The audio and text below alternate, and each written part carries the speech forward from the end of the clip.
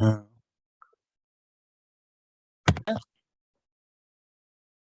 right. All right. So we should be, has anybody got any questions on what we're doing the last few weeks on step 3? Any questions? Nobody got any questions on the 3rd step that we went over? Don't be shy. How about on the 1st, 2nd, or 3rd step? Okay, no questions? I'm taking my first step today. You're taking your first step today? Okay, very good. I'm here to support my best friend. All right, well, welcome. Just so you know, this is not a regular AA meeting. It's a private study. You're welcome to stay, but Okay, well, I'll keep my voice quiet. no, it's I just letting you know, because you might hear some stuff in here that is not AA approved. It's not an AA meeting. Okay. Okay, so it's about a 30-week course, and we're on week 15. Ah, so we're stepping right in the middle.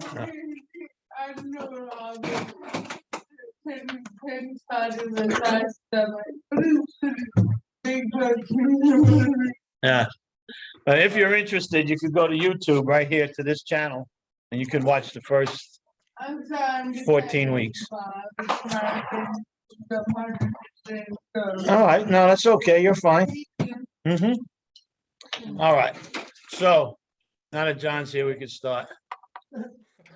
All right, and so nobody has any questions on the 3rd step? No? No questions, okay. Well, let's look at step 4.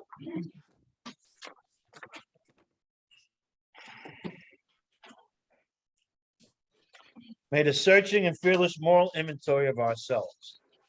So let's talk about some of the things that we hear that may be a little bit insane. You know, some people will tell you to write a life story on the 4th step. Some people will tell you to write all about everything about your life, the good and the bad. So what it is the book is pretty clear about what to write, okay? So there's 4 things we're going to inventory in the 4th step. Page 64.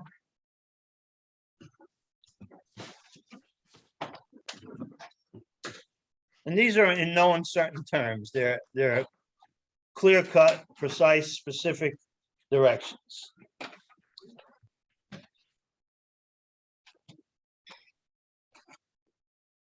So the last paragraph on page 64 says, resentment is the #1 offender. It destroys more alcoholics than anything else. From it stem all forms of spiritual disease. For we have been not only mentally and physically ill, we have been spiritually sick. When the spiritual malady is overcome, we straighten out mentally and physically. In dealing with resentments, we set them on paper. Okay, so it's telling us to write down the resentments. That's the first thing. So resentments is one of the things, one of the 4 things we're going to inventory. The next thing we're going to inventory is on page 68. It says, we reviewed our fears thoroughly. We put them on paper, even though we had no resentment in connection with them. So it's telling us to write down our fears.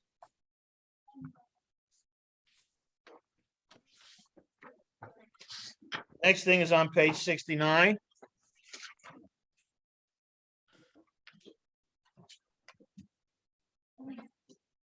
First paragraph says, we reviewed our conduct over the years past. Where had we been selfish, dishonest, inconsiderate? Whom had we hurt? Did we unjustifiably arouse jealousy, suspicion, or bitterness? Where were we at fault? What should we have done instead? We got this all down on paper. So it's telling us to write down our sexual conduct, okay? And then on page 70, and the next to last paragraph says, if we have been thorough about our personal inventory, we've written down a lot. If you go down to the bottom of that paragraph, it says, we have listed the people we have hurt by our conduct and are willing to straighten out past if we can. So it's telling us to list the people that we have hurt. So the 4 things we're going to inventory is resentments, fears, sexual conduct, and harms to others.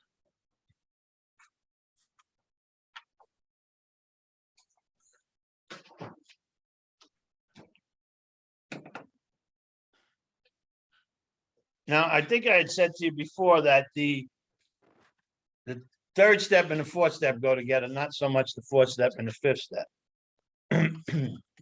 and we read that last week, I think.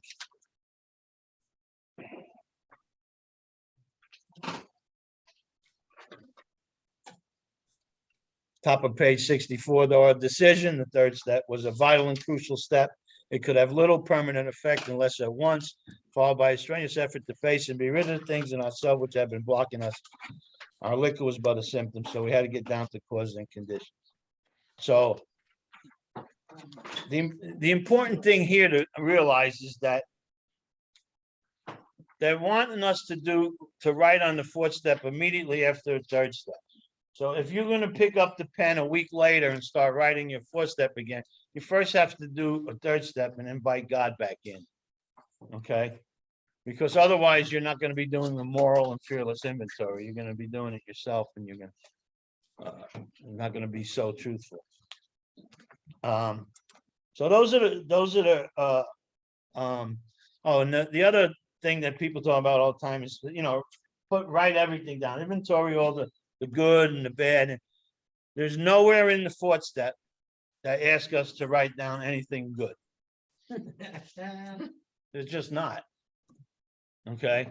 No, it doesn't make sense if you think about it. It's kind of useless, right?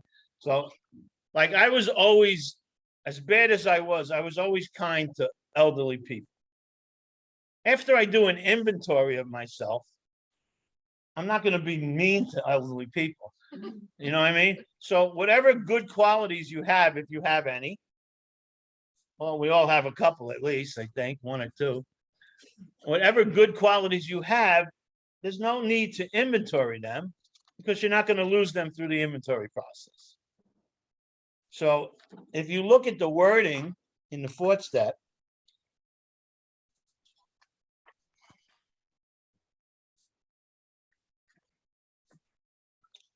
on page 64 again, the 2nd paragraph says, we did exactly the same thing with our lives. We took stock honestly. First, we searched out the flaws in our makeup, which caused our failure. So we're looking for, let me say this to you. In step 4, Bill uses the word faults. In step 5, Bill uses the word wrongs. In step 6, he uses the word defects. And in step 7, he uses the word shortcomings. Okay, faults, wrongs, defects, and shortcomings. Somebody asked Bill Wilson, you could read this and you can read Bill's answer. Somebody asked him one time, what is the difference between shortcomings and defects and wrongs and faults? And he said, absolutely nothing. I just didn't want to use the same word again and again and again. That's Bill Wilson's answer. So, because you'll be in meetings and somebody will spend 5 minutes describing the difference between a shortcoming and a defect. Some of them are interesting, some of them are funny, but none of them are right. I think I heard a guy say one time, describe a shortcoming, he said, was when he's golfing and he chips off to the left. That's a defect. And when he hits the ball somewhere and he kicks it out of the woods, that's a shortcoming. Again, so sometimes they're funny and sometimes they're interesting, but none of them are correct. There's nothing different. It's all about the defects, shortcomings, faults. They're all about finding our wrongs. In the fourth step, we're going to look for the exact nature of our wrongs. That's what we're going to look for. Okay. Now,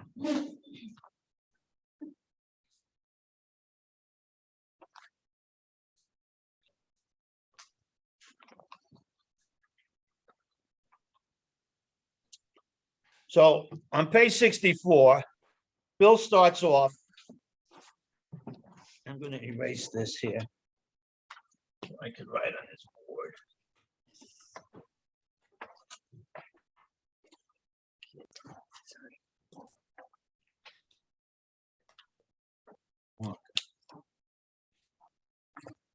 Okay. So let me see here. So Bill gives us an example. And the example he gives us is a business inventory. And it's on page 64. He says a business which takes no regular inventory usually goes broke. Okay. So just to understand what Bill's talking about, over here, we're going to put business.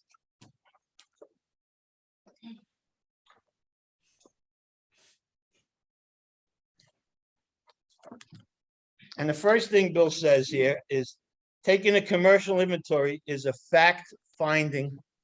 So we're going to put fact finding here. Fact finding.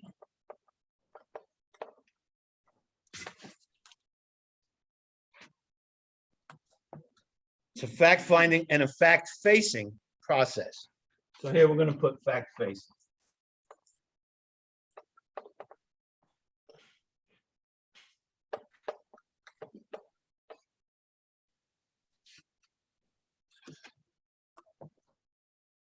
Is an effort to discover the truth. So we're going to put truth down.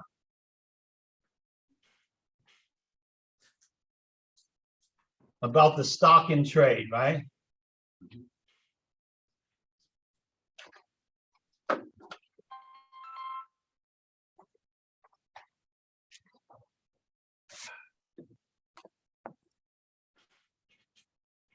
And one object is to disclose damaged or unsellable goods. Okay, so damaged or unsellable.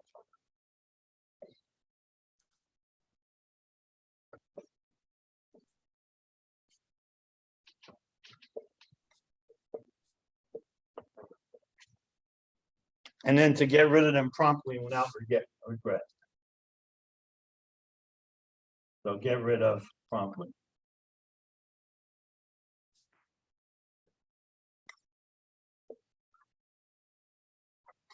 So this is what Bill gives us an example of a business inventory. Okay. Now, if you go to page 59 and you look at step 4, because the next thing Bill says back on page 64, I'm sorry, he says, we did exactly the same thing with our lives. We took stock honestly. First, we searched out the flaws in our makeup, which caused our failure. So you can leave it back there. I'm going to come back over there. So on step 4 said, made a searching and fearless moral inventory of ourselves. So, and this is our personal.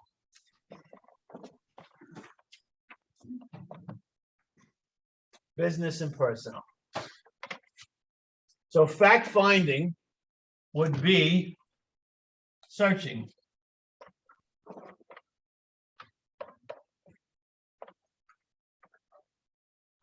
Fact facing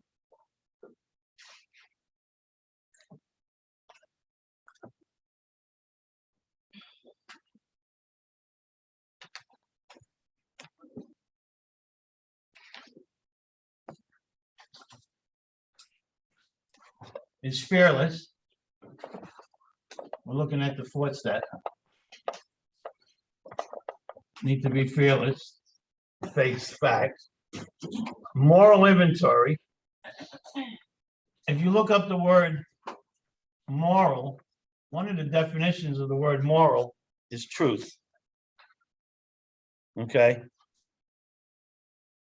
And the stock in trade for our personal lives is, what do you think the stock in trade might be?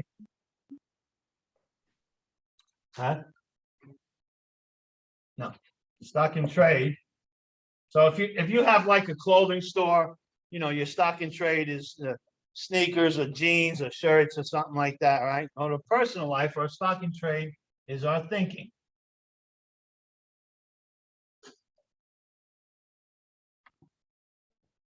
And damaged or unsellable goods is our flawed thinking.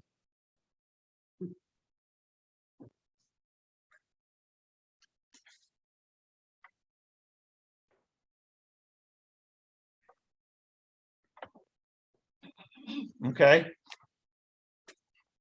And the same thing with personal is that we want to get rid of them promptly and without regret. So the example that Bill gives us in the big book is a good example. We can apply the same business inventory to our personal life. And it works perfectly. Okay. Does that make sense to you? Yes. Okay.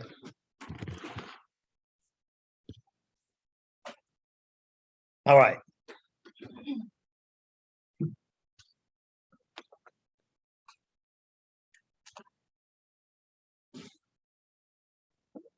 Now, go back up to on page 64, the top of the page, the last two sentences says, our liquor was but a symptom, so we had to get down to causes and conditions. Okay. Now, what I'm going to say to you may sound a little confusing, but we're past this already. This is just an example that Bill gave us, and it's a good example. So now we're back in the book. And when it says causes and conditions, we had to get down to causes and conditions. And a little further down on the page, the last paragraph, resentment is the number one offender against, and from it stem all form of spiritual disease, says, what am I looking for here? And the spiritual malady is overcome, we straighten out mentally and physically, and dealing with resentment, set them on paper. Oh, wait, no, I'm sorry. Oh, the second paragraph. We did exactly the same thing with our lives. We took stock honestly. First out, we searched out the flaws in our make, which caused our failure. Being convinced that self, manifested in various ways, was what had defeated us. We consider it as common manifestation. So as we continue talking about this fourth step, when we talk about the ways self has manifested, it's the same thing as talking about the causes and the conditions. Okay, there's no difference. The causes and conditions and the manifestations of self are the same thing.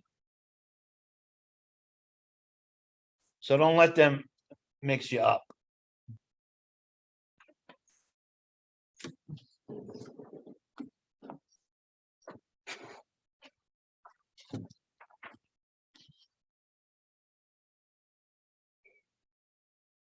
Now, so what we have to do is, because liquor is only a symptom, and when we get down to causes and conditions, we're going to look at the ways self has manifested. The first way that self manifests for us is through resentment. Another way that self is manifested is fears. Another way that self is manifested is sexual conduct. And another way is the way we hurt other people, how we treat other people. Okay. Now, there's other ways that we have. Each one of those can be like an umbrella for it. You can probably list 10 or 12 different things under each one of those. But those four are the ways, those are the causes, those are the conditions of the cause. Okay. And that's the way self has manifested. If you go back to page 62, it gives us the cause. Selfishness, self-centeredness. That we think is the root of our troubles. So that is the cause. The condition of that cause, or the way self has manifested, is resentments and fears and sexual conduct and the way we hurt other people. Does that make sense to you? Is everybody with me on that? Say it again, please. So on page 62, it says selfishness, self-centeredness, that we think is the root of our trouble. That is the cause of all our woes and all our problems and the way we act and the way we feel and process stuff, okay? So the cause is selfishness and self-centeredness. The condition of that cause, we had to get down to cause and condition. So the condition of that cause, or the way self has manifested, is resentment, fear, sexual conduct, and the way we hurt other people. And that's why we're going to inventory each of those things.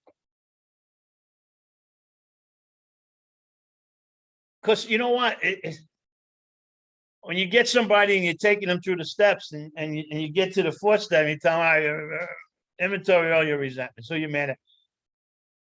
I think it's really helpful if they understand what the book is trying to take us to and why we're doing this. Because how is it manifested in my life, these conditions of this cause? It all goes back, no matter what the problem is, it all goes back to the cause, selfishness and self-centeredness. That's the root of all our troubles, it says. It doesn't say that's the root of some of our troubles. Well, that's the root of a lot of our, that's the root of all our troubles. Selfishness, self-centeredness, that we think is the root of our troubles. So the underlining thing is always going to go back to selfishness and self-centeredness. That's the root of our troubles. Okay. And the way that these manifest in us, that we're going to inventory again, is resentments, fears, sexual conduct, harms to others. Does that make sense?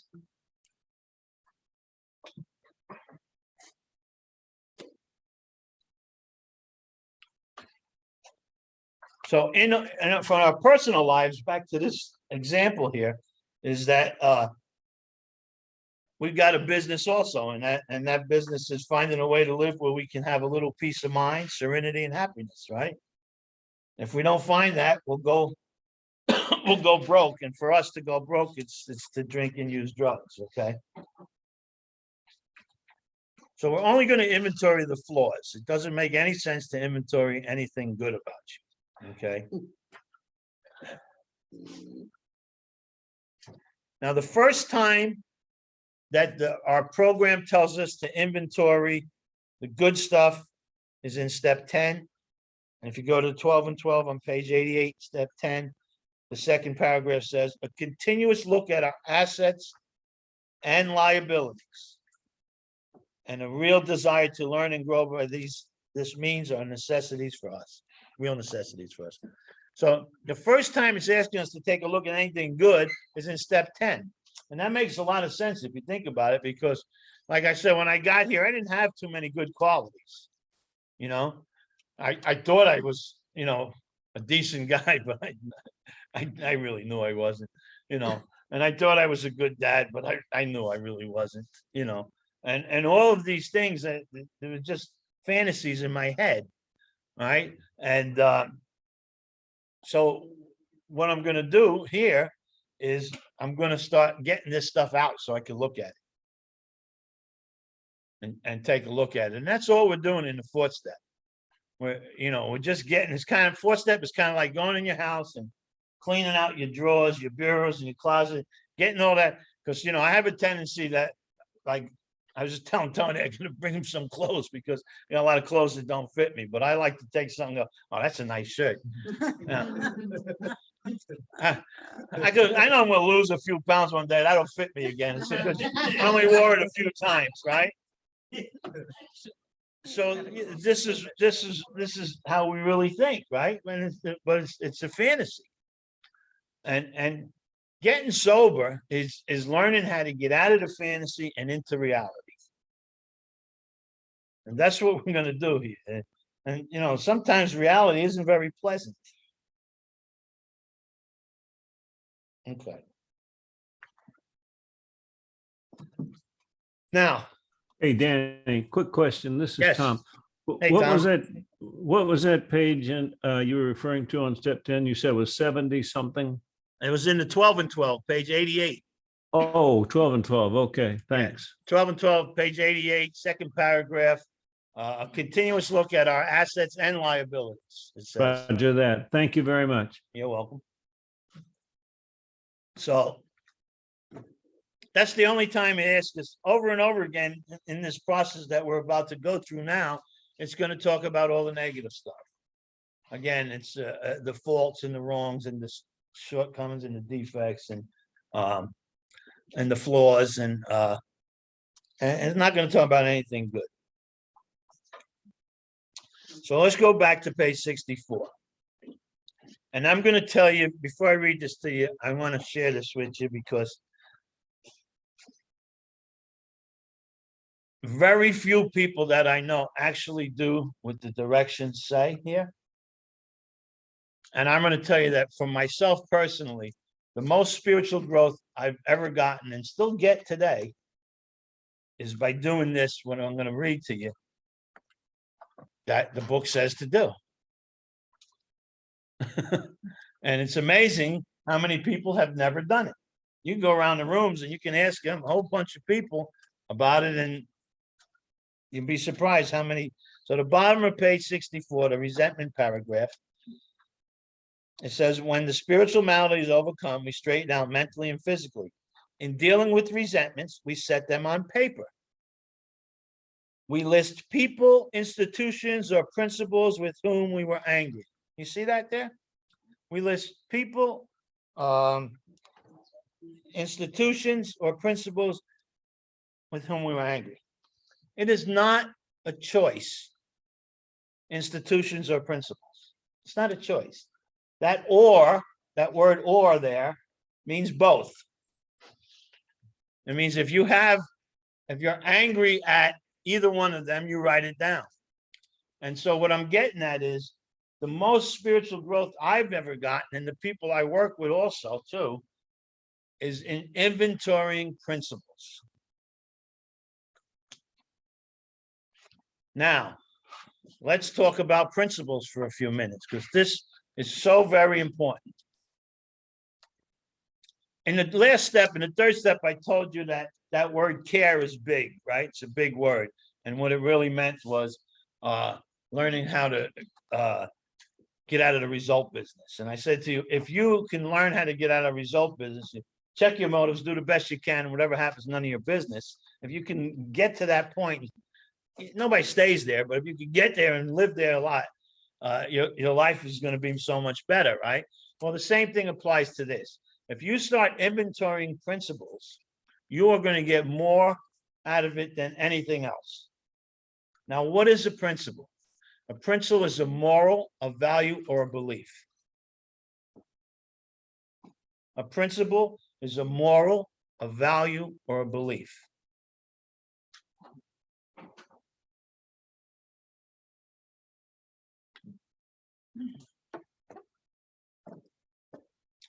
There's two types of principles. Remembering that a principle is a moral, a value, or a belief. There's two kinds. I kind of classify them as generic principles and personal principles. I don't know that I've ever seen anybody write that or say that that's so, but that's kind of how I look at them. Generic or what? Generic and personal. So what is the difference? A generic principle would be something that applies to lots of people. For instance, a moral, a value, or a belief. You may have heard growing up that men don't cry, right? So that's a belief. But that's a generic principle because lots of people have that. Now I'm going to share with you a personal principle.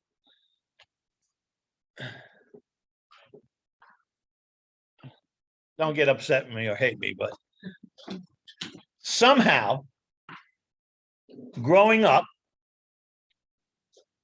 I got in my head, nobody ever said to me this thing, but somehow growing up, I got in my head that the more women I sleep with, the more of a man I am. Nobody ever said to me, Danny, the more women you sleep with, the more of a man you're going to be. Nobody ever said that to me. But I watched my dad and my uncles and all the role models in my life. They had wives, they had girlfriends, you know, and they went out and they always with a babe on their arm, you know, out partying, doing whatever they did. And I got that thing. So when I came into the rooms of recovery, I really believed that the more women I sleep, I didn't think it was, to me, it wasn't a resentment. I wasn't mad at it. It wasn't a fear because it didn't have me in fear. Sexual conduct, maybe could have went sexual conduct. Harms to others, absolutely. Because I hurt a lot of people living that way. So when I inventoried, it really don't matter where you put something if you're not sure. Just put it anywhere. If we got 4 sheets, put them in one of them. But that one for me could have went in sexual conduct, but I thought more so it went for harms to others. Because I was with my first wife for 17 years, 18 years. I was never faithful to her. Never. Because I really believed that the more women I could sleep with, the more of a man I am. So that's a personal principle. So you have to spend some time in thinking what your personal principles are, a moral, a value, or a belief. Something that you have clung to that maybe other people have too, but not lots and lots of them, not in the generic sense where lots and lots of people, but personal, you know, people go, and this stuff goes back, this shit goes back to being a kid. Somebody said one time that all the information we get at 4, 5, 6, 7 years old comes out in our lives in the 20s and 30s and stuff. I never believed that, but I believe it today. Because I picked up some crazy shit that I put in the computer and spit out years later, you know, unconsciously. So you really need to spend some time when you're inventorying, spending time on principles. If you do that, I guarantee you, you're going to get so much relief and so much spiritual growth from it, you're going to be shocked. Because I don't care how long you've been sober, the chances are you've never done that. If you ask 100 people in the rooms of recovery that did their 4th step, did you inventory principles? They're probably going to say no if they get honest. Because most people are not even sure what a principle is. Yeah. That's why I'm telling you what a principle is. It's a moral, a value, or a belief. Yes. So could it be, or because I know we're not really thinking internally, I guess, but what if they're just like beliefs about yourself that are Like what? I don't know, like maybe stuff that people have said to you, and then it continues on. I don't believe that way. Like what? Like telling somebody they'll never get anywhere, they're not worth anything. Yeah, absolutely. So, but I know that that would be a resentment with somebody. You might have against somebody saying that, but then it becomes a belief after you told us. Well, I think, see what she just said, everybody hear her? Believe me, I've worked with lots of people over the years that had that same belief system going. That's a belief. So it's a principle, moral, value, or belief. Where does it go? I think it goes in the fear list. Because that belief, that principle has stopped you from doing things that maybe you could have done and accomplished because you believed from the input that you've got. So maybe it's for you or for somebody else, maybe it's more appropriate in a different column. It really doesn't matter what column it goes into. But I kind of try, I'm a little like anal when it comes to that stuff. I try to put everything in the right place, you know. So I think it goes in the fear column. Yeah. So, Vlad.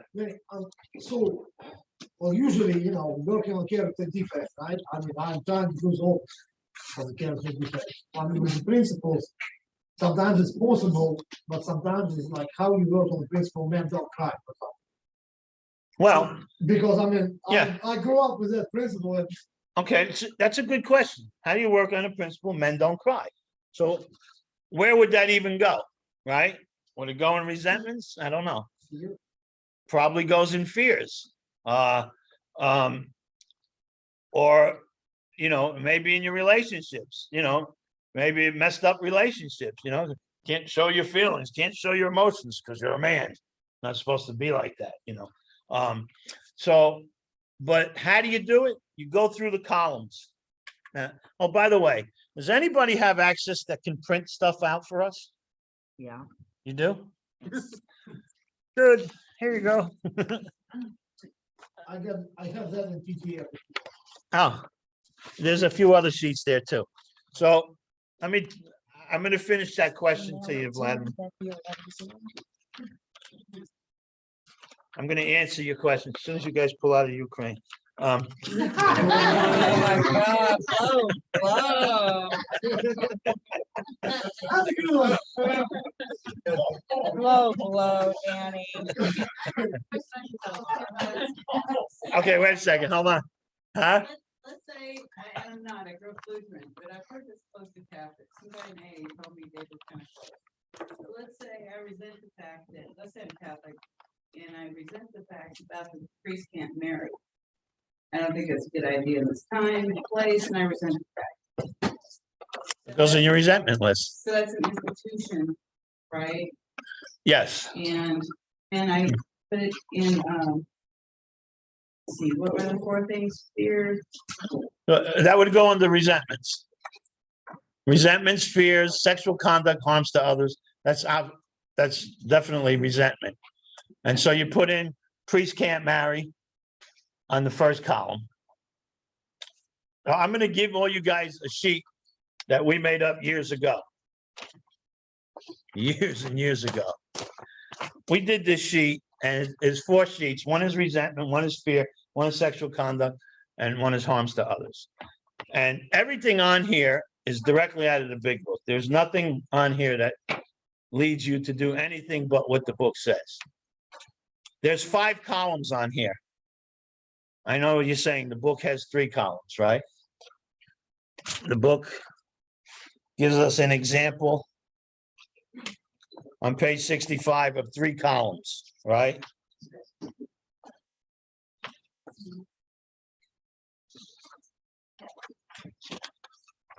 But on page 67, if you look on page 67, it's asking us to add one more thing to the list, which I happen to have broke into 2 things, because it makes sense to me. So on page 67, it says, referring to our list again, putting out of our minds the wrongs others had done, we resolutely looked for our own mistakes. Where had we been selfish, dishonest, self-seeking, and frightened? So my 4th column says, putting out of the mind the wrongs others have done, I resolutely looked for my own mistake. So that's the 4th column. The 5th column says, where have I been selfish, dishonest, self-seeking, and frightened? Okay. And when we go over this, and I'll show you how, because most people probably done a 4th step in here, right? Raise your hand if you've done a 4th step. When you've done your 4th step, were you shown or realized how to pinpoint the exact nature of your wrongs from that 4th step? Raise your hand. Okay. So, well, not some. You want to get them all. right? So if you follow this process, we're going to be able to exactly pinpoint through this chart the exact nature of our wrongs. I promise you that.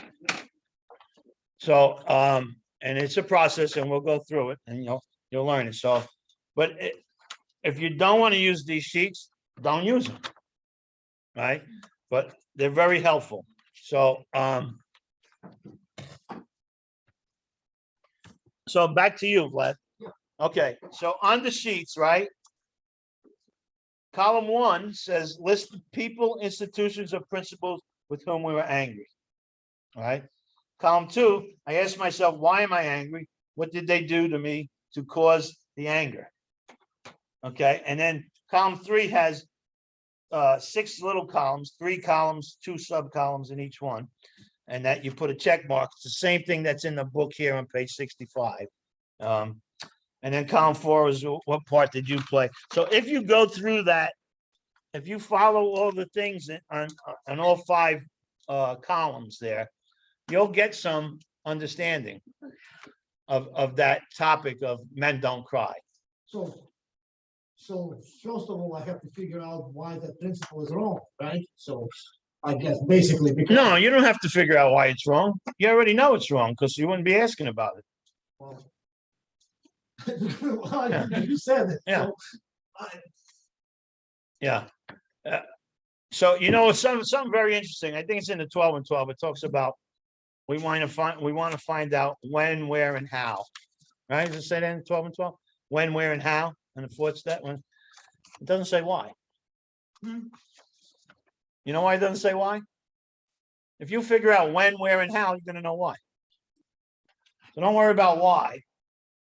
We're going to inventory. We're going to look at when, where, and how. And in looking at when, where, and how, we're going to find out why. So, but you already know it's wrong. No.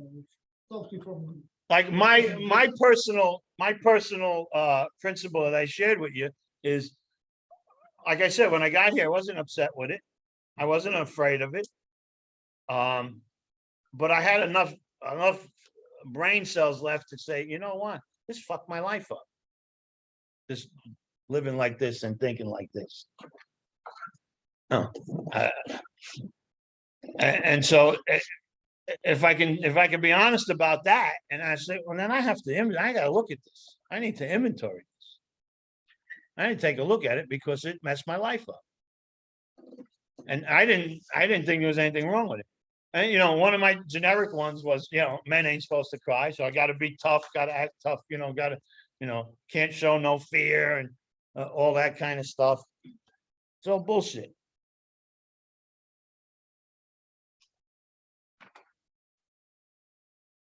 You know, how are you comfortable when you always have to prove something? Right? So this is all going to take us back to what we learned in the 3rd step, hopefully, that self-will has, you know, when it talked about, you know, the first requirement is that is being convinced that any life run on self-will could hardly be a success. Well, I said nobody's really at that point when they're there, but so we got to realize that self-will has been blocking us from God's will. There's only 2 wills. There's only 2 types of wills: self-will and God's will. Right? And if you're not in God's will, you're in self-will. And then we made a decision to turn our will and our lives over to the care of God, right? And so now, in order to do this, we got to identify the manifestations of self-will so we can start to eliminate them. And that's what we're going to do in the 4th step. We're going to identify the manifestations. So we're going to identify the resentments and the fears and the sexual conduct and the harms to others. And then we can start getting rid of them in 5, 6, 7. Okay. So change is not painful. It's our resistance to change that's painful. When I can accept myself just as I am, then I begin to change. But going back to the principles for a minute. If you have no principles to live by, you have no reason to live, really, if you think about it.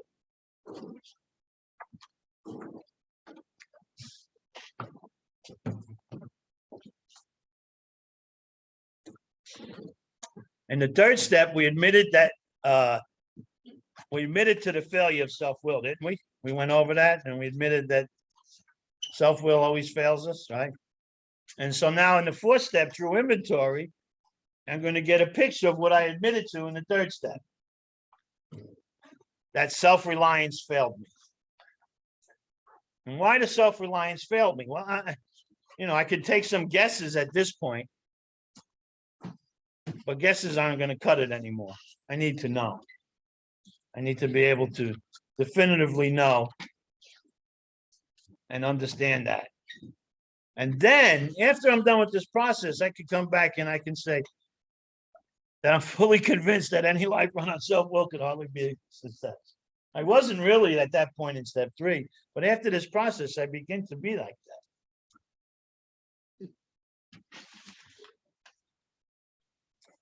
Anybody got any questions on that stuff that we talked about? Yes. What's the other 3 columns? Yeah, we're gonna go over that. Yeah. So, The third column is what we're gonna go over. Okay. We got time. We'll go over it now. So the third column is very, very important. Now, in the 12 and 12, Bill, it's worth reading the 4th step in the 12 and 12 because Bill really talks about the 3 basic instincts of life.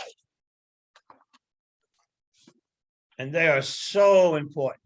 They're so vital to the 4th step that if you're not aware of these things, and this is what the 3rd column is about, if you're not aware of these things, you're lost. You really can't do a good 4th step. So I'm going to give you, and they're in no particular order. I'm going to explain to you what the 3 basic instincts of life are. The first one is social. We're all born with the social instinct that we all want to be liked and respected. Okay? We all want to be liked and respected. The problem, you see, if we don't have that instinct, then we won't respect people and we'll start doing things to others and we'll wind up killing each other and kill ourselves out of this extinction, into extinction. Really, if we don't respect other people and there's no respect, so we're all born with the basic instinct to be liked and respected. Okay. Problem is with people like us is you're not liking me or respecting me the way I think you should.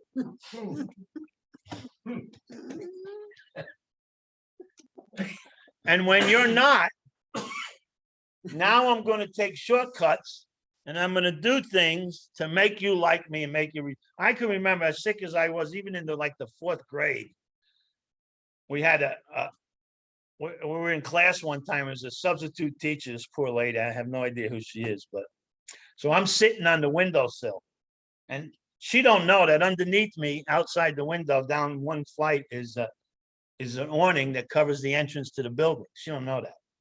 So she came in, told everybody to get our seats, and I was sitting, I'm only in the 4th grade. And I'm sitting on the windowsill, and she asked me to sit down. I said, no. And she started, well, I said, don't take another step. I'll jump out the window. And she took another step, and I jumped out the window. Oh, my God. And I screamed. I was a little juvenile delinquent. When I got sober, somebody told me, get in touch with your inner child. I said, my inner child was a juvenile delinquent. That ain't gonna work. So I jumped and she almost passed out. She screamed and ran to the window, and I was on top of the awning, smiling. And I climbed down and I went back up to the class. See, because I'm gonna make you like me. I'm gonna make you respect me. And anytime that we take shortcuts, we already talked about this, right? Selfishness, self-centeredness, that is the root, that we think is the root of our troubles. Driven by 100 forms of fear, self-delusion, self-seeking, self-pity, we step on the toes of our fellows and they retaliate. And when you retaliate on something that I do, the first thing I say to you is, how could you do that to me after all I've done for you? So every time I take a shortcut, I'm bound to step on other people's toes.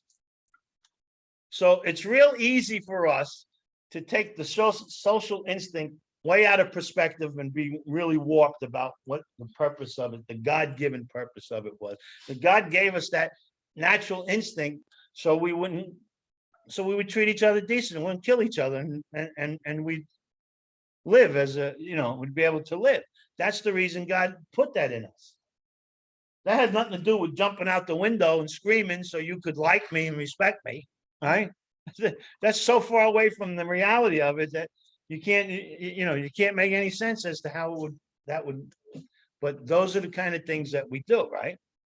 So the next basic instinct is the security instinct. And we're all born with the natural instinct to be secure. We need food, shelter, and clothing. Okay? We're all born with that. And God gave us that natural basic instinct so we wouldn't become extinct. So we wouldn't die off. So we have that natural instinct to find shelter, to eat food, to clothe ourselves, protect ourselves from the elements, right? That's a natural God-given instinct. We take that shit way out to left field, people like us. I'm secure. I got a house. You just painted your house? Oh, I got to paint my house now. And my house looks bad because you just made yours look good. You know, I got clothing. I got shoes. Oh, I said, I need another pair of shoes. You know, you got shoes. I need shoes too. Yeah. We get so far away from the God-given natural instinct to security. What's security got to do with buying another car or a house or clothing or whatever, right? And so I'm not getting these things that I want fast enough. So I start taking shortcuts. And when I take shortcuts, I inevitably step on somebody's toes and they turn around and cause pain and suffering in my life. And the first thing I say is, how could you do that to me after all I've done for you? You get it? So we take this security instinct way into left field. It's got nothing to do with our basic natural instinct to be secure. Lots of things take over. Greed and all these, all kinds of stuff. What is this here?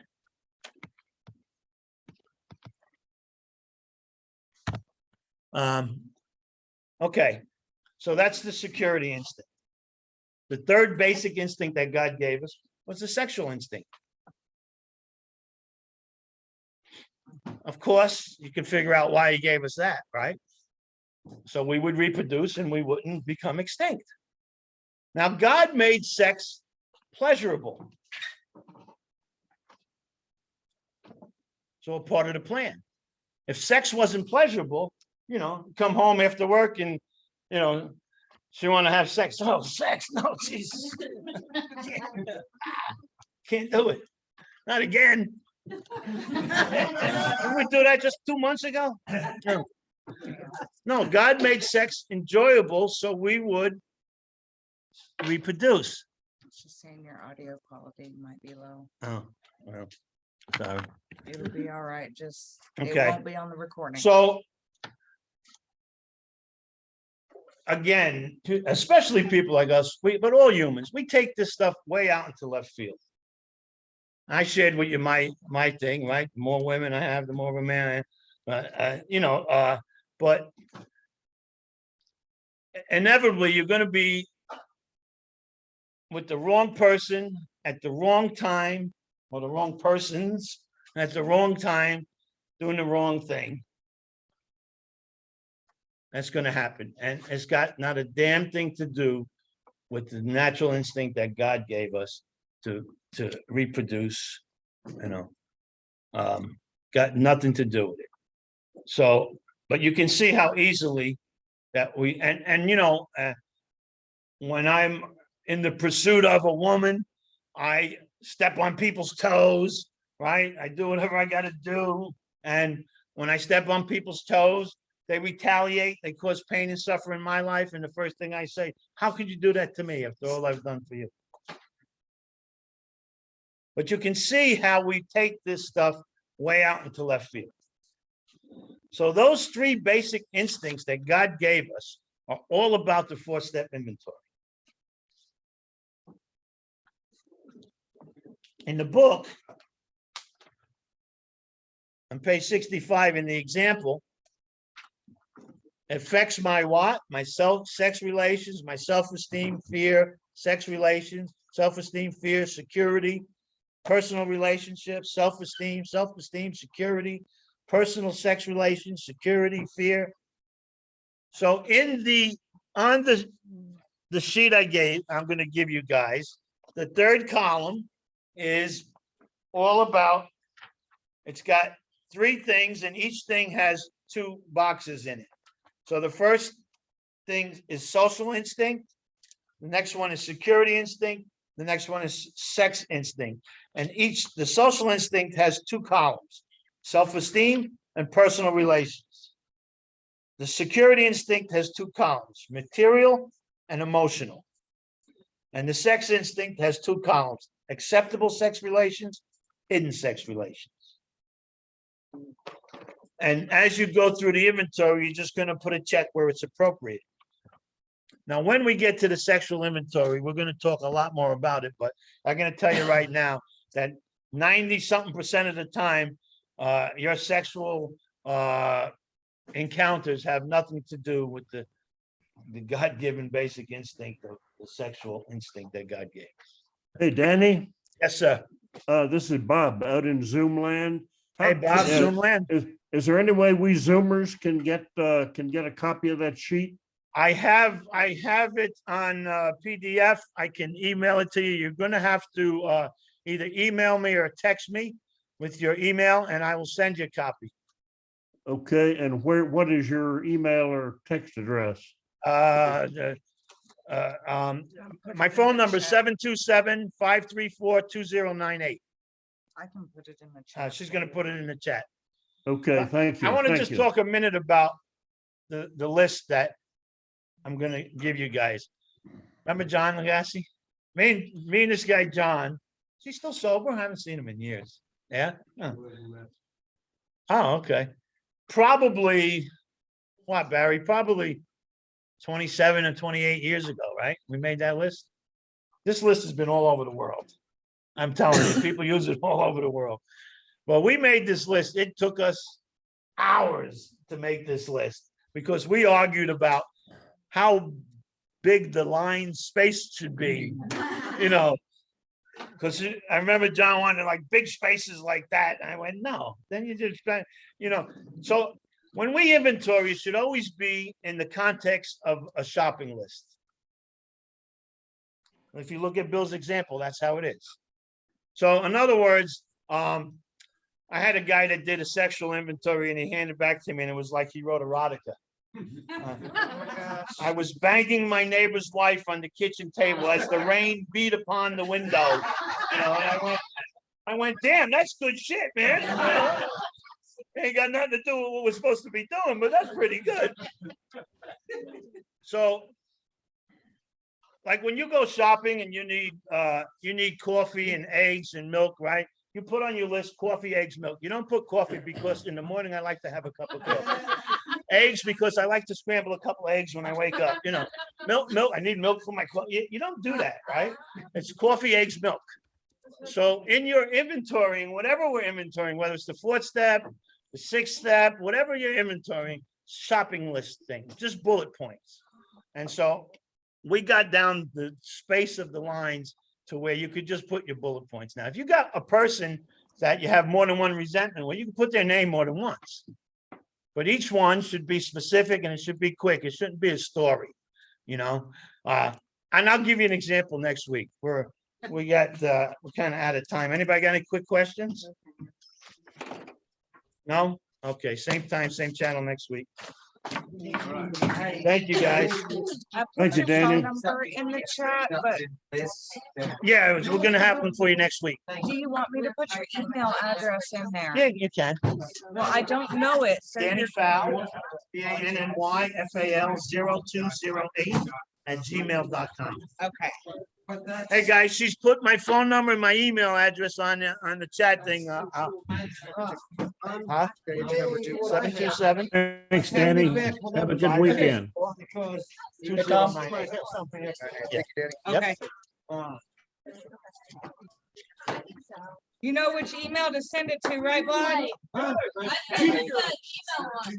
The Griggs? Yeah. Okay. All right, bro. Oh, John Legassi. Oh, yeah. No, I don't know. Oh, did he? I do not know them. I remember him and I arguing over the list. That was yeah.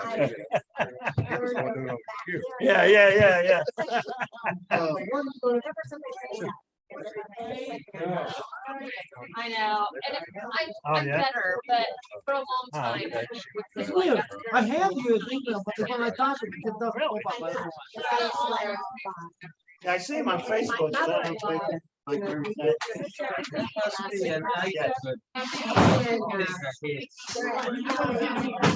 Uh-huh.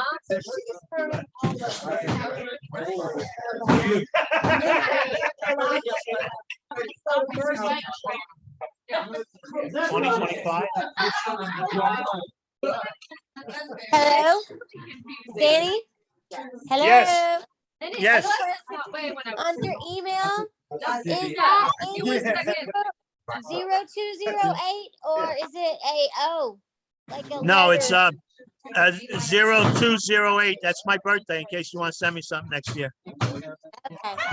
All right. All right, thank I'm you. signing off here, guys. Thank you. Bye. See you. Bye.